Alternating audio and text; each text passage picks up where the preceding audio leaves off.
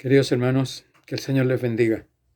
Damos gracias a Dios por este tiempo que vamos a compartir y especialmente por esta oportunidad de poder reflexionar en torno a su palabra santa.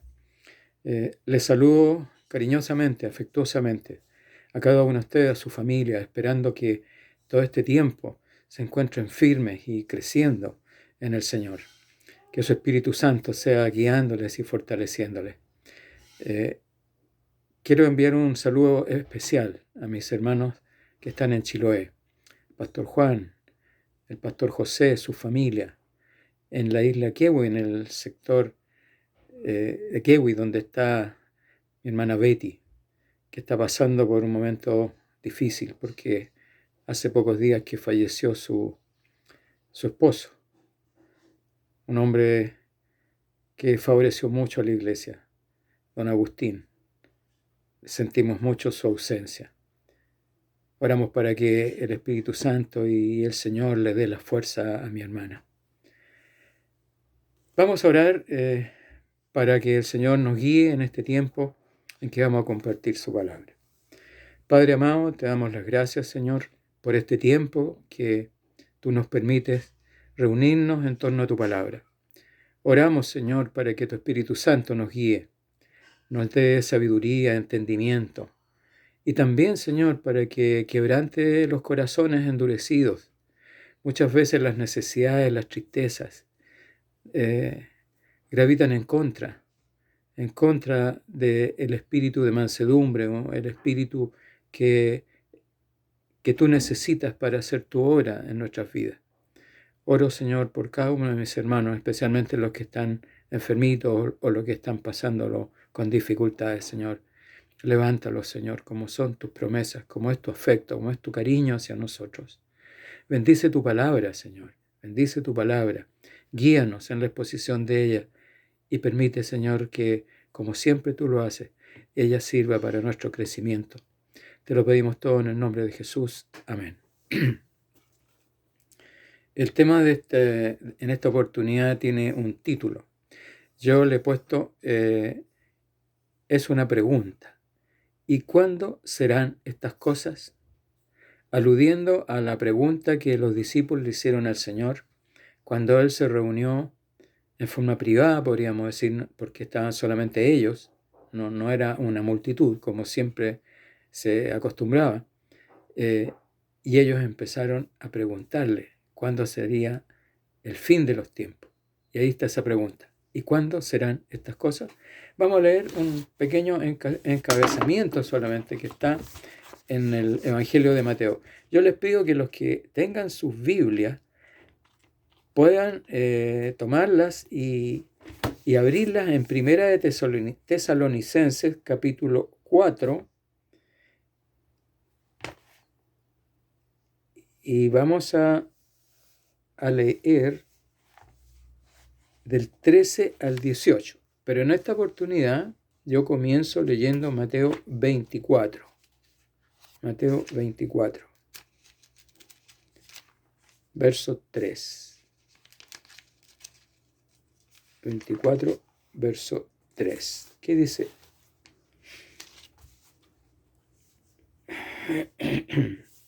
Y cuando Jesús salió del templo y se iba, se acercaron sus discípulos para mostrarles los edificios del templo. Respondiendo les dijo: ¿veis todo esto? De cierto os digo que no quedará aquí piedra sobre piedra que no sea derribada. Y estando él sentado en el monte de los olivos, los discípulos se le acercaron aparte, diciendo: dinos, ¿cuándo serán estas cosas? ¿Y qué señal habrá de tu venida y del fin del siglo? Esto ocurrió muy poco antes de que el Señor fuera entregado, en que se llevó a cabo esta reunión privada, podríamos decir, en el Monte de los Olivos, en que el Señor habló con ellos acerca de su segunda venida y respondió a sus preguntas, en especial esta: ¿qué señales habrían de su venida? Esta es una pregunta, queridos hermanos, que muchos hasta hoy han tratado de responder, y también son muchos los que han querido interpretar las palabras del Señor Jesús señalando fechas para su regreso, porque dicen que las señales se están cumpliendo. Pero la respuesta a esta pregunta de los discípulos aún no se ha encontrado. Y es muy simple, porque Jesús negó enfáticamente, diciendo que ni él mismo ni ninguno de los ángeles lo sabían, solo su Padre. Y esto, si ustedes leen todo el capítulo 24 y el capítulo 25, se van a dar cuenta de eso, de Mateo. ¿Qué fue lo que él les dijo? Pero el día y la hora nadie sabe, ni aun los ángeles de los cielos, sino solo mi Padre. Mateo 25, 36. Y esta afirmación, el Señor Jesús la repitió varias veces durante su conversación con los discípulos. En aquella reunión, él dijo distintas frases que decían: no sabéis a qué hora ha de venir vuestro Señor. Mateo 24, 42. Otra: el Hijo del Hombre vendrá a la hora que no pensáis. Mateo 24, 44. Otra: vendrá el Señor de aquel siervo en el día y la hora que éste no espera y a la hora que no sabe. Mateo 24, 50. No sabéis el día ni la hora en que el Hijo del Hombre ha de venir. Mateo 25, 13. Y así, todas estas eran frases que Jesús dijo una y otra vez, dejando sin respuesta a la pregunta de los discípulos y sin dar lugar a especulaciones que muchos han hecho hasta nuestros días. Pero tengamos presente que si bien Jesús no dio respuesta respecto al día y la hora de su regreso, sí él habló de las señales que habrían de su venida frente a este grupo de discípulos ansiosos que querían saber. ¿Y qué fue lo que Jesús les dijo? Inmediatamente, esto está en Mateo 24, versos 29-30, les dijo: inmediatamente después de la tribulación de aquellos días, el sol se oscurecerá, y la luna no dará su resplandor, y las estrellas caerán del cielo, y las potencias de los cielos serán conmovidas. Entonces aparecerá la señal del Hijo del Hombre en el cielo, y entonces lamentarán todas las tribus de la tierra, y verán al Hijo del Hombre viniendo sobre las nubes del cielo con poder y gran gloria. Mateo 24, 29, 30. Él está relatando el momento en que Jesús va a venir del cielo con los ángeles y con la iglesia a instaurar su reino aquí en la tierra. Ese es el momento. Las señales que él relata son previas a ese retorno del Señor Jesús. Esto hay que tenerlo bien presente, porque ustedes van a ver, a medida que vayamos avanzando, que hay otras situaciones a las cuales también hay que poner mucha atención. Una de las cosas que dijo el Señor cuando mencionó este tema de las señales en este texto fue que habría un tiempo de gran tribulación. Y tanto el libro de Daniel como el libro de Apocalipsis dan más datos, porque revelan que la tribulación a que se refiere el Señor Jesús, la tribulación de aquellos días, abarcará un tiempo total de 7 años. Y que la segunda parte, es decir, los 3 años y medio de este periodo de 7, los 3 años y medio finales, allí se va a producir la gran tribulación, o sea, un periodo de tribulación mucho más grande. Será un tiempo de gran sufrimiento, de muerte, de destrucción para la humanidad, al cabo del cual se produce el regreso del Señor a la tierra. Esto ustedes lo pueden ubicar en Daniel 7:25, en Daniel 12:7, en Apocalipsis 11, versos 2 y 3, en Apocalipsis 13:5, 12:14.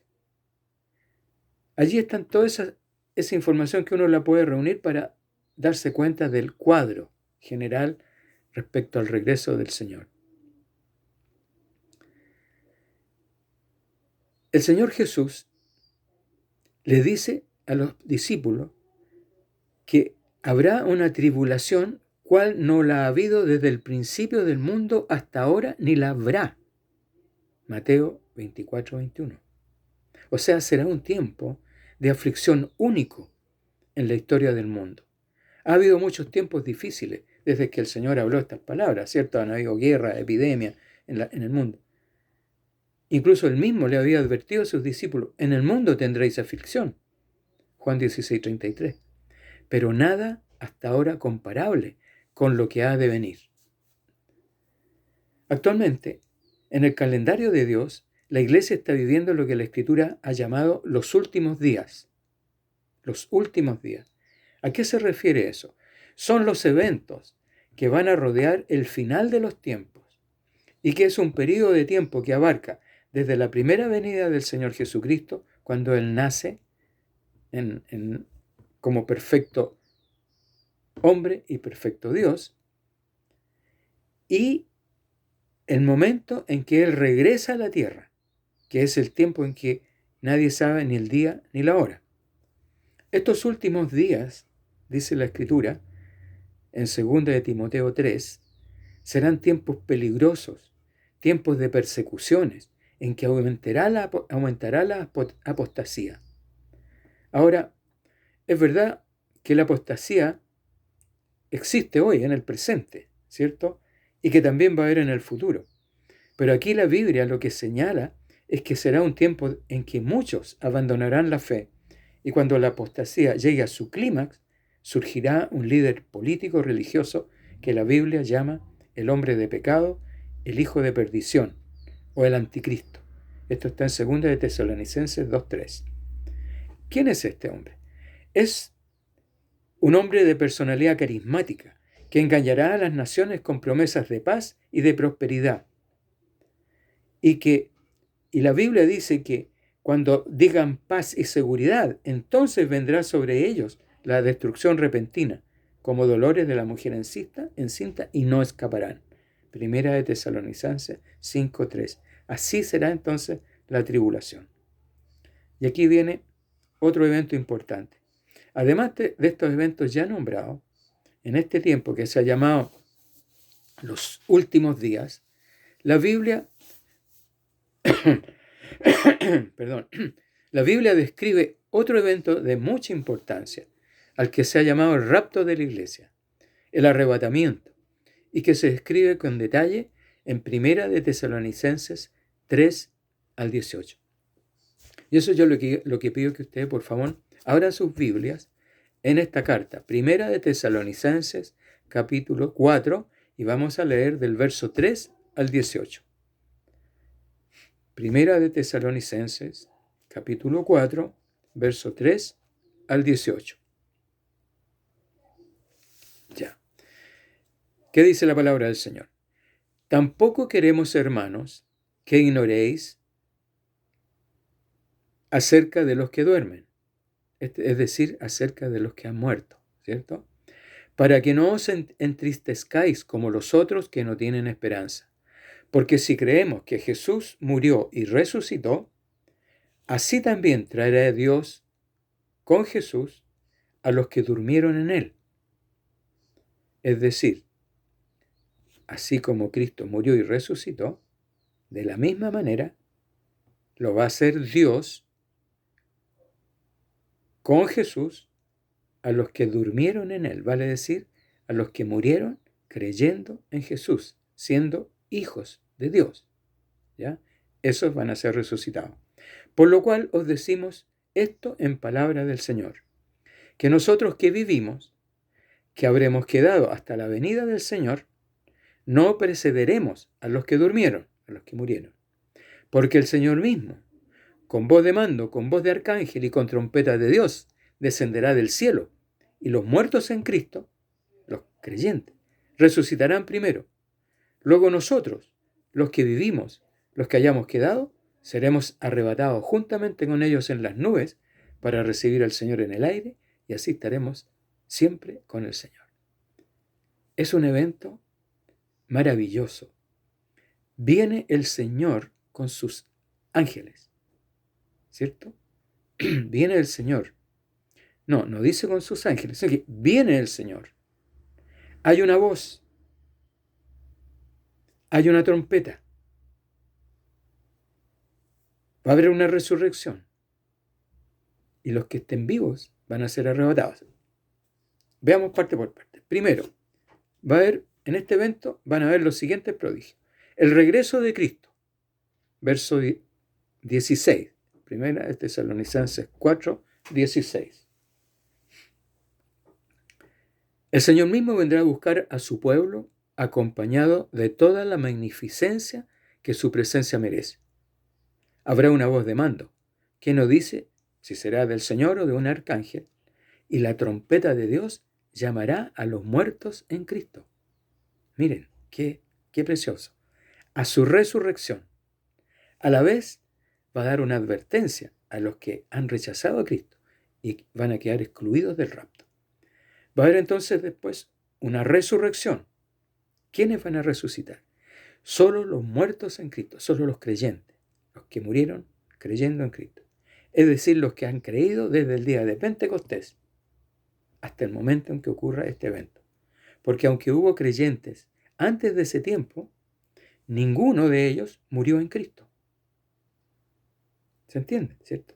Los muertos en Cristo ahora, los muertos, serán levantados juntamente antes que los creyentes que estén vivos en ese momento sean transformados. Porque ambos grupos experimentarán cambios en sus cuerpos, tomando forma de cuerpos glorificados. Y todo esto será instantáneo.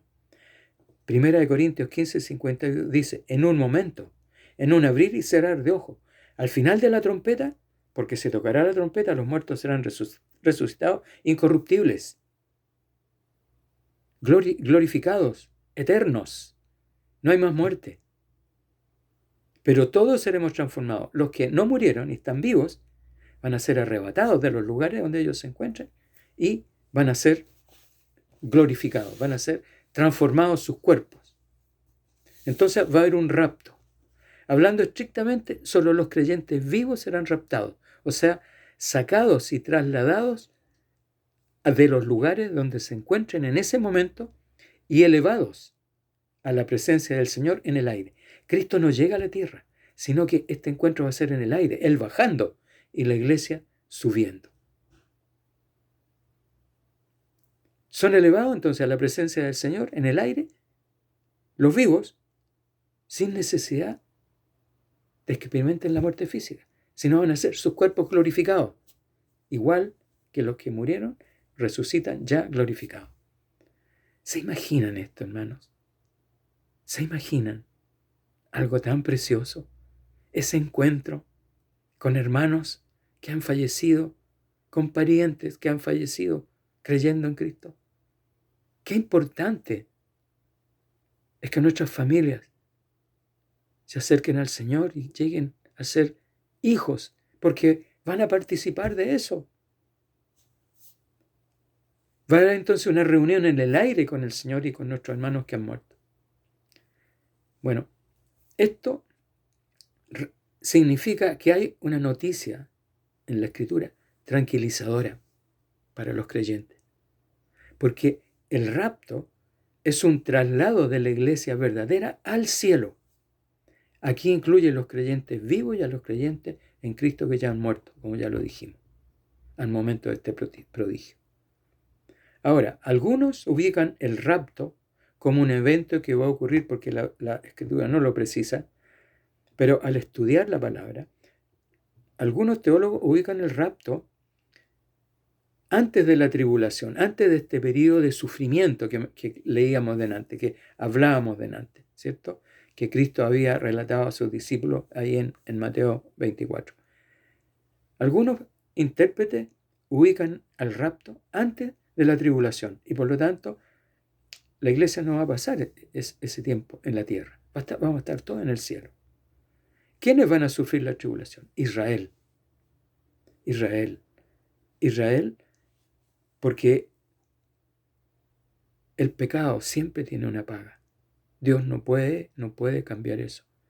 Tienen ellos que pagar por su infidelidad, por haber crucificado al Señor. Y también va a ser la experiencia de los que nunca se entregaron al Señor. Ellos van a pasar la tribulación hasta el tiempo del fin, donde vendrá el Señor a la tierra. Entonces, esta visión de una iglesia arrebatada antes de la tribulación se llama pretribulacionismo, pretribulación. Otros teólogos sitúan el rapto después de la tribulación. Estos son los post-tribulacionistas. Aquí, si es después de la tribulación, la iglesia va a pasar aquí en la tierra el tiempo del sufrimiento. Incluso hay otras posiciones intermedias, pero no es el momento para poder discutir cuál es la que más se acerca a la interpretación correcta, ¿ya? Pero, ¿qué es lo importante? El fondo de esta conversación del Señor Jesús con sus discípulos en esta reunión en el Monte de los Olivos era más allá de relatar las señales. Lo que el Señor Jesús termina dando a los discípulos es una enseñanza de cómo debería esperar la iglesia el regreso del Señor. Ese fue el objeto final, el propósito final de esta conversación. Y para ese efecto, el Señor, después que relata las señales, Él relata 3 parábolas, de las cuales vamos a leer 2 solamente y analizarlas. La primera de estas parábolas habla de un señor que contrata, que tiene una propiedad, puede ser una finca, un fondo, no sé, no lo dice, pero es una propiedad. Contrata a dos siervos, a uno que es fiel y prudente, dice Jesús, él relata esto, y el otro es un mal siervo. Esto es Mateo 24, del 45 al 48. Ambos deberían atender la casa mientras el Señor hacía un viaje, estaba de viaje, se iba a ausentar. ¿Qué pasaba con estos 2 hombres? El siervo fiel y prudente, al quedar solo, pensaba en su responsabilidad de cuidar y de hacer bien todos los encargos de su Señor, ya que cuando su Señor regrese y lo encuentre atendiendo el trabajo que le habían encargado, él sería bienaventurado, sería felicitado. Este siervo fiel y prudente entiende que la ausencia de su Señor va a aumentar la carga de su responsabilidad, va a tener que trabajar más, va a tener que ser más consciente que nunca, porque sabía que al final va a tener que rendir cuenta, ya sea que el Señor regresa temprano o tarde. Este siervo tenía que estar preparado, quería ser encontrado cumpliendo con paciencia sus deberes, cumpliendo con paciencia sus deberes. Pero el siervo malo, ¿qué pasó? Él vio en la ausencia del Señor una oportunidad para irse de fiesta. Se quitó toda restricción, se fue de carrete, eludió toda responsabilidad, hizo todo lo que su corazón le inclinaba a hacer, porque no había nadie que lo controlara y no tenía también ningún sentido de responsabilidad. Pero el Señor vuelve de repente y el siervo fiel es recompensado, y es recompensado más allá de cualquier expectativa, y es inmediatamente promovido a la posición más alta de autoridad y de honor. Esta enseñanza de Cristo, a través de esta parábola, es un cuadro de la recompensa eterna de todos los cristianos fieles que van a esperar el regreso de su Señor, trabajando y cumpliendo con paciencia sus deberes.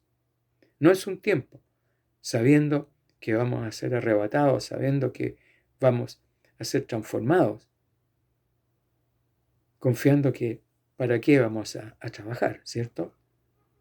El siervo malo ahora representa a un incrédulo que se engaña a sí mismo y que se ha identificado con la iglesia, o sea, una persona que está en la iglesia participando, puede ser, ¿cierto? Pero que no está ni ahí con trabajar, con colaborar, con estudiar, con aprender. Se hace pasar como un siervo del maestro, pero en realidad no ama al Señor, y menos le interesa su venida. Cuando el Señor vuelve repentinamente, y mucho antes de lo esperado, ese siervo malo va a ser expuesto al instante por lo que es, o sea, va a ser mostrado lo que hay en su corazón. Y el castigo que va a recibir es tan severo como grande fue la recompensa del siervo bueno. Y el destino de este siervo malo será estar con los hipócritas, y allí será el lloro y el crujir de dientes. Estas palabras que Jesús refiere al siervo malo demuestran no otra cosa que esa persona se va al infierno, ¿cierto? Un lugar donde hay el lloro y el crujir de dientes. Esto que cuenta Cristo demuestra lo grave que es el pecado de no atender esta promesa que el Señor va a regresar, de no tomarla en cuenta, de estar preocupado de otras cosas, nunca orar por eso, etcétera, etcétera, etcétera. Esta enseñanza, esta parábola del retorno de Cristo es inminente y eso significa que puede suceder en cualquier momento. El Señor está cerca, dice Filipenses 4:5. He aquí yo vengo pronto, dice Apocalipsis 3:11. Se nos enseña que no debemos estar preocupados de si el Señor se va a demorar o no en su venida, ¿cierto? Eso no es lo importante. Lo importante es que tenemos que estar preparados, tenemos que estar listos, expectantes, ansiosos por el regreso y ocupados, obedientes, como el buen siervo fiel y prudente que con paciencia cumplía sus responsabilidades. ¿Por qué? Jesús lo dijo, porque no sabéis a qué hora ha de venir vuestro Señor. Mateo 24:42. Esa es la primera enseñanza que el Señor dio en esa conversación con sus discípulos en el Monte de los Olivos. Luego él relata una segunda parábola en la que enseña que a sus discípulos una parábola que se ha llamado las 10 vírgenes. Yo la tengo anotada, la voy a leer. Dice, entonces el reino de los cielos será semejante a 10 vírgenes que tomando sus lámparas salieron a recibir al esposo. 5 de ellas eran prudentes y 5 insensatas. Las insensatas tomando sus lámparas no tomaron consigo aceite, mas las prudentes tomaron aceite en sus vasijas, juntamente con sus lámparas. Y tardándose el esposo, cabecearon todas y se durmieron. Y a la medianoche se oyó un clamor. Aquí viene el esposo, salid a recibirle. Entonces todas aquellas vírgenes se levantaron y arreglaron sus lámparas. Y las insensatas dijeron a las prudentes, danos de vuestro aceite porque nuestras lámparas se apagan. Mas las prudentes le respondieron diciendo, para que no nos falte a nosotras y a vosotras, id más bien a los que venden y comprad para vosotras mismas. Pero mientras ellas iban a comprar, vino el esposo, y las que estaban preparadas entraron con él a las bodas, y se cerró la puerta. Después vinieron también las otras vírgenes, diciéndole, Señor, Señor, ábrenos. Mas él respondiendo les dijo, de cierto os digo que no os conozco. Velad, pues, porque no sabéis el día ni la hora en que el Hijo del Hombre ha de venir. Mateo 25, del 1 al 13. Estas 10 vírgenes son 10 damas de honor de una gran boda. Estas damas debían ser vírgenes porque así era la costumbre de la época. Pero esta boda, como ya ustedes lo advirtieron, estuvo plagada de tantos problemas que ninguna boda desearía tener tanto inconveniente. Se estaba haciendo ya muy tarde y el esposo no llegaba. Las damas de honor se habían dormido y sus lámparas ceremoniales se habían apagado. La mitad de ellas vinieron sin carga adicional de aceite, por lo que les fue imposible volver a encender sus lámparas. Y sin lámparas encendidas no podían realizar la tarea sencilla que les correspondía en esta boda, que era acompañar al novio por las calles con las lámparas encendidas hasta el lugar de la fiesta. Esta ceremonia de boda generalmente se hacía ya al comienzo de la tarde con los primeros pasos de la noche. Ahora, no se dicen las razones del atraso del novio, pero el novio llegó a medianoche. Todo estaba dispuesto excepto las 5 damas de honor necias que habían salido a comprar más aceite. Se puede apreciar en el relato, hermanos, la molestia del novio, ya que era inexcusable que ellas no llevaran más aceite, porque mantener sus lámparas encendidas era su único deber, algo simple. Las insensatas no fueron admitidas y se perdieron la fiesta de boda. Ellas debían haber estado ocupadas para un retraso y preparadas para un retraso a la llegada del novio. En aquel tiempo los viajes eran largos y los medios de traslado no eran rápidos ni seguros. Entonces era muy probable que el novio pudiera atrasarse. Ahora, La respuesta del novio cuando ellas piden que la dejen entrar fue una respuesta fría. De cierto os digo que yo no os conozco. Y esta frase trae a la memoria porque es un eco espeluznante, diría yo, de lo que Jesús va a decir a los hipócritas religiosos en el juicio final. Nunca os conocí, apartaos de mí, hacedores de maldad. Se refiere a la cizaña que está en la iglesia. Nunca os conocí, apartaos de mí, hacedores de maldad. Entonces, la parábola esta de las 10 vírgenes es sencilla. Cristo es el novio, se acerca. Él puede llegar más tarde de lo que esperamos y debemos de estar preparados para esa posibilidad. Ya han pasado 2000 años. Esto significa que tenemos que permanecer despiertos, velando, preparados para recibirlo. No importa la hora que sea, no importa cuán tarde sea. De hecho, a medida que pase el tiempo, su venida está más cerca y hay una mayor necesidad de velar. La misma gracia que nos salva, porque por gracia hemos sido salvos, nos enseña que vivamos en este siglo sobria, justa y piadosamente. O sea, la gracia del Padre, su amor, por el cual nos salva y nos perdona, nos da esta recomendación. Vivamos sobria, justa y piadosamente. ¿Qué significa vivir sobriamente? Significa tener control de nuestras emociones, de nuestros deseos. No podemos tener todo lo que queremos. No podemos perder nuestro tiempo tratando de ganar lo que no podemos ganar. Porque ese tiempo que perdemos no se lo damos al Señor, aguardando esa esperanza bienaventurada, lo que ya relatábamos. La eternidad, cuerpos nuevos, glorificados. Esa es la esperanza bienaventurada y la manifestación gloriosa de nuestro gran Dios y Salvador Jesucristo.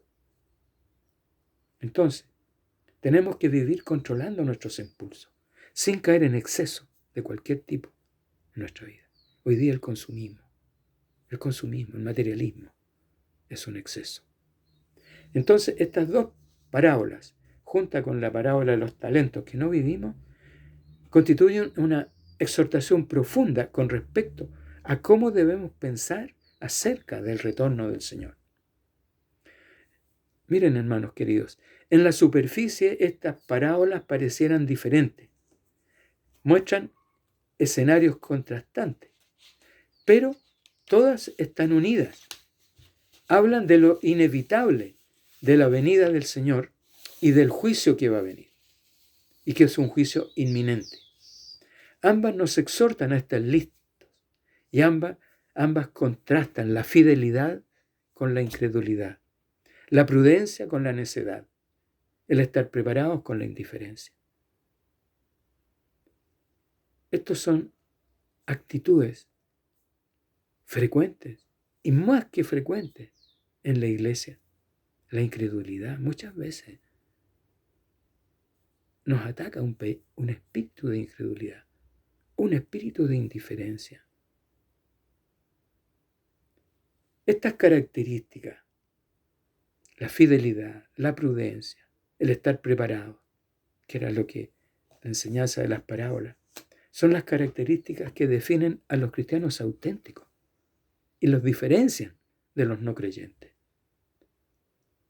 Nadie aparece en esta descripción como ejemplo de un cristiano carnal, de un cristiano a medias, un cristiano tibio. ¿Por qué? Porque el mismo Señor Jesucristo descartó la posibilidad que existan esas personas. El Señor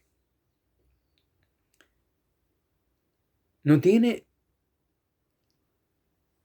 esa actitud mediocre,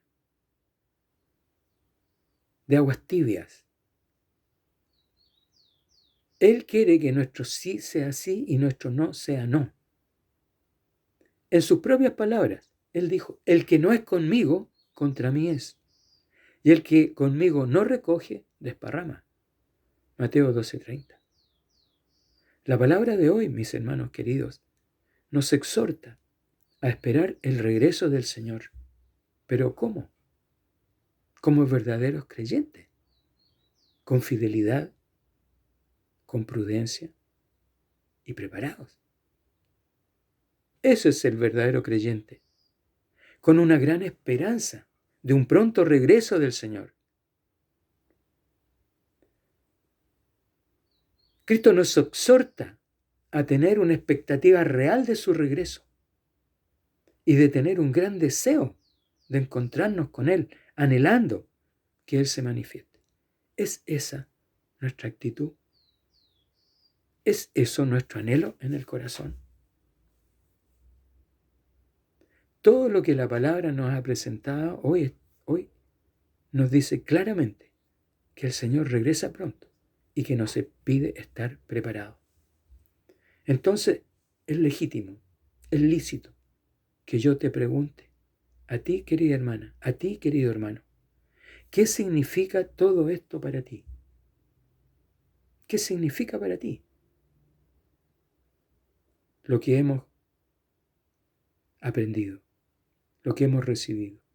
¿Qué clase de persona debiéramos ser sabiendo que Jesús regresa y vamos a estar cara a cara con Él?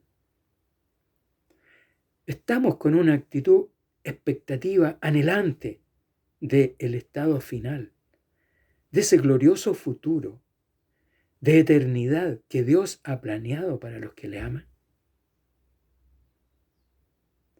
¿Cómo debe impactar nuestra vida todo eso ahora? ¿Estás esperando ese cielo final, esa morada que Cristo ha preparado para ti? ¿No debería todas esas noticias, todas esas promesas tener efectos muy, muy fuertes en la forma como vivimos nosotros los cristianos hoy día? ¿De qué estamos preocupados? ¿Por qué oramos? Piensa, hermano, hermana, que todo eso ha sido hecho para ti. Ha sido creada para eso. Ha sido redimida para eso. Santificado para eso. Entonces, debemos comenzar a vivir a la luz de esas realidades. Hermanos queridos, si para esto hemos sido hechos salvos, ¿cómo hemos de vivir ahora vidas consistentes con este destino? Vamos a resucitar con cuerpos glorificados y vamos a ser arrebatados si estamos vivos instantáneamente. Nuestros cuerpos van a ser glorificados. Cero enfermedad, cero tristeza, cero dolor, cero muerte, para siempre con Cristo. Esa es la verdad de hoy día. Pero internalízala. Apropiate de eso. Ese es nuestro destino, nuestro futuro. En un instante, en un abrir y cerrar de ojos, seremos transformados. ¿Vivimos preocupados por las cosas del mundo? ¿Acaso, y yo lo digo ahora con mucho respeto, no será necesario cambiar un poquito el contenido de nuestras oraciones, de nuestras peticiones? No debemos transformarnos en una iglesia ensimismada en nosotros mismos. Dios sabe de lo que necesitamos y Él quiere que se lo pidamos también. Pero también quiere que atendamos a su plan, a su propósito final. Es como que no tenemos ningún interés en esto. Nunca lo estudiamos, nunca lo leemos. Se predica casi nada sobre esto. Y yo no quiero aparecer como el que me destaco, sino que la palabra también me dice que yo soy culpable, y más culpable que muchos, porque Dios me ha dado un ministerio. Entonces, hermanos queridos, creo que necesitamos comenzar a alinearnos con los propósitos de Dios, alinearnos con los propósitos de Dios y no estar tan preocupados de nosotros mismos. Dios tiene un plan perfecto para nuestras vidas. Debemos estar alineados con esos propósitos señalados para la iglesia desde aquel día en que el Señor se lo habló a los discípulos en el monte de los olivos. Vamos a orar. Amado Dios, en nuestro corazón hay vergüenza, hay un sentimiento de haberte dejado de lado a ti y habernos puesto nosotros primero. Señor, tal vez te hemos visto solamente, hemos visto esa parte de tu corazón en que tú nos amas y que quieres darnos todas aquellas cosas que te pedimos, pero hemos olvidado que tú quieres que tu pueblo vibre con tus propósitos, con tus planes, que están expuestos en tu palabra. Y pareciera que nunca los hemos leído, porque nunca los comentamos. ¡Qué noticias más tremendas, más gloriosas! Y nunca las comentamos. Nunca pensamos, nunca te damos gracias, nunca estamos anhelantes de ese día, de ese momento en que tú nos vas a recibir en el aire y nos vas a llevar definitivamente al cielo. Señor, te pedimos perdón, Señor, te pedimos perdón. Ayúdanos a ser esa iglesia que aspira ese momento de gloria de una manera tan fuerte, tan grande, que en todos nuestros cultos lo vamos a repetir una y otra vez. Gracias, gracias Señor, gracias Señor, gracias por esos momentos futuros que tú ya tienes preparados para nosotros. Bendice a nuestra iglesia, bendice a cada uno de mis hermanos, Señor. Gracias por este día. En el nombre de Jesús. Amén. Amén. Que el Señor les bendiga, mis hermanos. Les amo y les quiero mucho.